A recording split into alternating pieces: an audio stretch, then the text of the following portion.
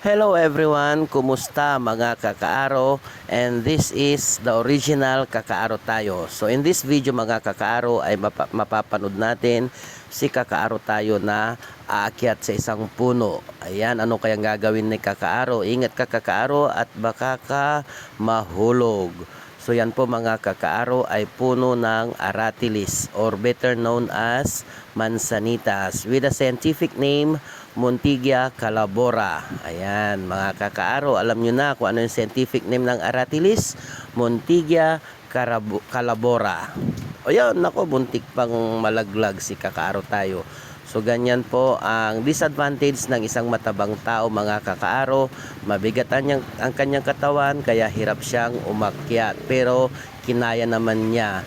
So ayan, kung anong gagawin niya? Puputulan niya po ng mga sanga ang puno ng Aratilis. Gawa ng matayog na siya at nakaangkla na yung ibang sanga niya sa mga wire ng kuryente at ng mga internet provider.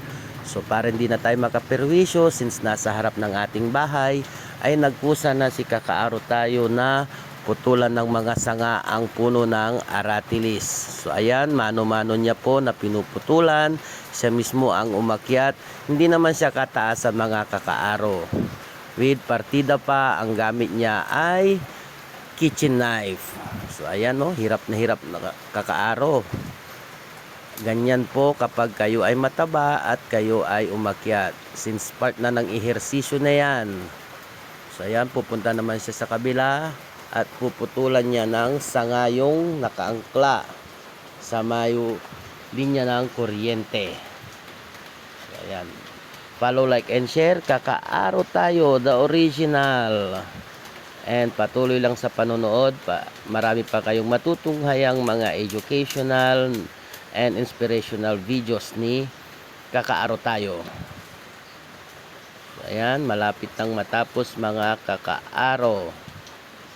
Ayan, pupunta naman siya sa kabila. Ingat ka lang kakaaro tayo at madulas ang puno. And siyempre, hindi siya ganon katibay. Marupok ang puno ng Aratilis. Kayo mga kakaaro, mayroon ba kayong puno ng Aratilis sa inyong harapan? Ayan. Alam nyo ba kung ano ang punong Aratilis? I-comment nyo daw dito sa baba kung mayroon kayong puno ng Aratilis. Masarap po ang mga bunga nito mga kakaaro, lalo pag hinog, manamis-namis. And paboritong tambayan ng mga ibon at ng mga paniki sa gabi. Mga nocturnal animals, nandyan sila, nagliliparan kapag siksik or madami siyang bunga mga kakaaro.